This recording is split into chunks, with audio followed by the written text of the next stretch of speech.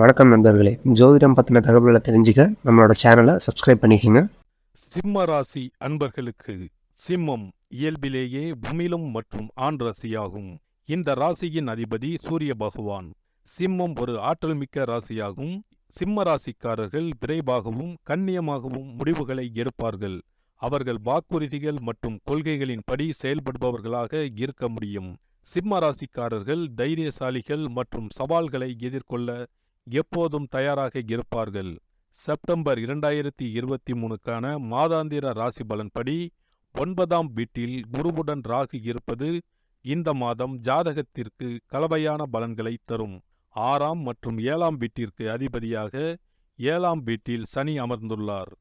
பிரதான கிரகமான சனி 7வது வீட்டில் வக்ர நிலையில் உள்ளது மற்றும் குரு 9ஆம் வீட்டில் ராகுவுடன் 5ஆம் மற்றும் 8வது வீட்டின் அதிபதியாக இருக்கிறார். 3வது மற்றும் 10வது வீட்டின் அதிபதியான சுக்கிரன் அக்டோபர் 2023 வரை 4ஆம் வீட்டில் வக்ர நிலையில் இருக்கிறார். மறுபுறம் 2வது மற்றும் 11ஆம் வீட்டிற்கு அதிபதியான புதன் அக்டோபர் 1 வரை 2ஆம் வீட்டில் அமர்ந்திருக்கிறார். ஆற்றலை குறிக்கும் செவ்வாய் அக்டோபர் 3, 2023 வரை 4வது மற்றும் 9ஆம் வீடுகளின் அதிபதியாக 3வது வீட்டில் இருக்கிறார். குரு 9வது வீட்டில் இருப்பதால், சந்திரன் ராசியில் இருப்பதால் சிம்ம ராசிக்காரர்களுக்கு இந்த மாதம் சிறப்பாக இருக்கும். மறுபுறம் 7வது வீட்டில் சந்திரன் ராசியை சனி பார்க்கிறார். இதன் விளைவாக திருமண வாழ்க்கையில் பல பிரச்சனைகளை சந்திக்க நேரிடும். குடும்பத்தில் ஈகோ பிரச்சனைகள் வரலாம். அதனால் வாழ்க்கை துணையுடன் குழப்பம் மற்றும் வாக்குவாதங்கள் ஏற்படும். ஆனால் சந்திரன் ராசியில் குருவின் அம்சத்தால் குடும்பத்தில் சீரழிந்த சூழ்நிலையை சமாளிக்க முடியும். ஆதிக்க கிரகமான சனியின் பாதகமான நிலை காரணமாக நீங்கள் பல பிரச்சனைகளை சந்திக்க நேரிடும். ஆனால் குருவின் சாதகமான நிலை உங்களுக்கு குடும்ப மற்றும் நிதி வாழ்க்கையில் நல்ல பலன்களை தரும். நீங்கள் புதிதாக ஒன்றை தொடங்கலாம், புதிய முதலீடுகள் செய்யலாம் அல்லது சில நல்ல செய்திகளை பெறுவீர்கள். இது தவிர 9ஆம் வீட்டில் குரு இருப்பதால் தொழில் துறையிலும் பதவி உயர்வுக்கான வாய்ப்புகள் உள்ளன. 3வது வீட்டில் கேது இருப்பதால் நீங்கள் ஒரு மத யாத்திரை செல்ல திட்டமிடலாம். இது உங்களுக்கு மிகவும் நன்மை பயக்கும். கேதுவின் இந்த ஸ்தானத்தால் நீங்கள் உள்ளுணர்வு அறிவை பெறலாம்.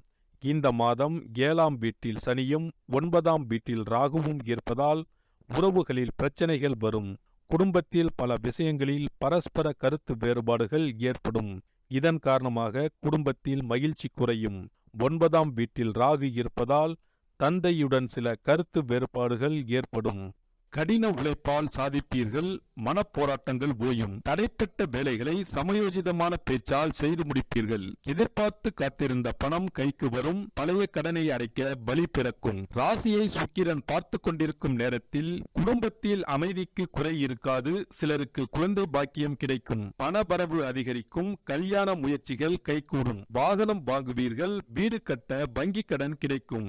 நிலுவையில் இருந்த அரசு காரியங்கள் உடனே முடியும். வழக்கில் சாதகமான தீர்ப்பு வரும். உறவினர்கள் நண்பர்களுக்காக நீங்கள் அதிகம் உழைப்பீர்கள், செலவு செய்வீர்கள். ஆனாலும் வீண் விமர்சனங்களே மிஞ்சும். எதிர்பார்த்த வகையில் பணம் வரும். கைமாற்று கடனை அடைப்பீர்கள். புது சொத்துக்கு மீதி பணத்தை கொடுத்து பத்திரப்பதிவு செய்வீர்கள். தந்தையாரின் உடல்நிலை சீராகும். வங்கி கடனை அடைப்பீர்கள். கோயில் கும்பாபிஷேக திருப்பணி கமிட்டியில் இடம் பெறுவீர்கள். தங்க ஆபரணங்கள் வாங்குவீர்கள். எதிலும் முன் யோசனையுடன் செயல்படுங்கள். வீண் வாக்குவாதம், ஆடம்பரம் ஆகியவற்றை தவிர்க்கவும். முக்கிய வேலைகளை நீங்களே முன்னின்று முடிப்பது நல்லது. அரசு வரிகளில் பாக்கி வைக்காதீர்கள். குடும்ப அந்தரங்க விஷயங்களை யாரிடமும் பகிர வேண்டாம். குடும்பத்தில் குழப்பம் விளைவிக்க சிலர் முயற்சி செய்வார்கள். கவனம் தேவை. சத்தான உணவுகளை எடுத்துக் கொள்ளுங்கள். இனம் தெரியாத கவலை, ஏமாற்றம், பொருள் இழப்பு, வாகன விபத்துக்கள் வந்து செல்லும். வாகன விபத்துக்கள், காரிய தாமதம், வீண் அலைச்சல், டென்ஷன் வந்து போகும். தாயாருக்கு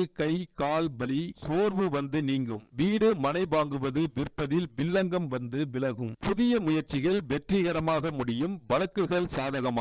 இளைய சகோதர வகையில் ஆதாயம் உண்டு. சேமிப்புகள் கரையும். தந்தையின் ஆரோக்கியம் சிறிது பாதிக்கும். பிதுர் வழி சொத்தை பெறுவதில் தடைகள் வந்து நீங்கும். தாழ்வு மனப்பான்மையை விட்டுவிடுங்கள். வெளிநாட்டில் இருப்பவர்களால் ஆதாயம் உண்டு. சந்தை நிலவரம் குறித்து முழுமையான புரிதல் உண்டாகும். உணவு, கெமிக்கல், ஏற்றுமதி இறக்குமதி, மரவகைகளால் ஆதாயம் உண்டு.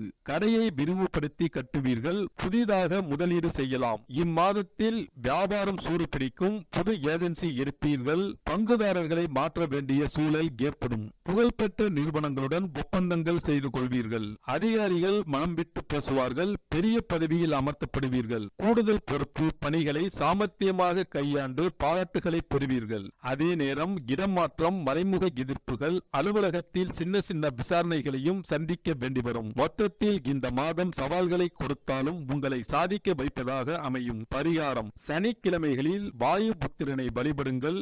நவக்கிரக சந்நிதியில் சனி பகவானுக்கு எல் தீபம் ஏற்றி வழிபடுங்கள். மாற்றுத்திறனாளிகளுக்கு உதவுங்கள். முன்னேற்றம் உண்டாகும். சிறப்பு பரிகாரங்கள்: வாரத்துக்கு ஒருமுறை ஏனும் கல்லுப்பை குளிக்கும் தண்ணீரில் கொஞ்சமாக கலந்து அவரவர் பிறந்த கிழமையிலோ அல்லது செவ்வாய்க்கிழமையிலோ குளித்து வர திருஷ்டியால் ஏற்படும் உடல் அசதி, சோம்பல் முதலானவை நீங்கும்.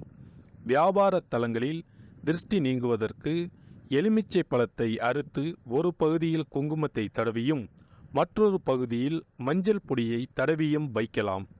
அமாவாசை, பௌர்ணமி, அஷ்டமி, நவமி முதலான நாட்களில் காலை மாலை இருவேளையும் சாம்பிராணி பொடியுடன் கருவேலம்பட்டை பொடி, வெண்கடுகுத்தூள் ஆகியவற்றை கலந்து வீடு, கடை மற்றும் அலுவலகத்தில் தூப தீப புகை காட்டி வேண்டிக் கொண்டால் திருஷ்டி, தீய சக்திகள் வெளியேறும். கண் திருஷ்டி கழிப்பவர் கடுகு, கல்லுப்பு, காய்ந்த சிகப்பு மிளகாய்களை ஒன்றாக சேர்த்து வலது கையில் வைத்துக்கொண்டு கிழக்கு திசை நோக்கி நின்றவாறு திருஷ்டி கழிப்பு கொள்ளும் நபரை உட்கார வைத்து ஊருக்கண்ணு, உறவுக்கண்ணு, நாய்க்கண்ணு, நரிக்கண்ணு, நோய்க்கண்ணு, நொல்லக்கண்ணு, கண்டக்கண்ணு, கள்ளக்கண்ணு, அந்த கண்ணு, இந்த கண்ணு, எல்லா கண்ணும் கண்டபடி தொலையட்டும், கடுகு போல வெடிக்கட்டும் என்று இடமிருந்து பலமாகவும் வலமிருந்து இடமாகவும் சுற்றி அடுப்பில் போட வேண்டும். வீட்டிற்கு வரும் நபர்களால் திருஷ்டி ஏற்படுவதை தவிர்க்க உருளி பாத்திரத்தில் தண்ணீர் ஊற்றி வாசமிக்க பொருட்களை அதில் போட்டு மிதக்க விட்டு வீட்டின் நிலைவாசப்படி வெளியே வைக்க வேண்டும். தினந்தோறும் பழைய பூக்களை எடுத்து வீசி தண்ணீரை மாற்றி புதிய பூக்களை அந்த பாத்திரத்தில் வைக்க வேண்டும். தலைவாசல் முதல் ரூமில் 4 மூலைகளிலும் கண்ணாடி பவுலில் கல்லுப்பு போட்டு வைக்க வேண்டும். கண்ணுக்கு தெரியாத கண் திருஷ்டிகள் நீங்கும். வீட்டில் செல்வ செழிப்பு உண்டாகும். நன்றி, வணக்கம். வாழ்க வளமுடன்.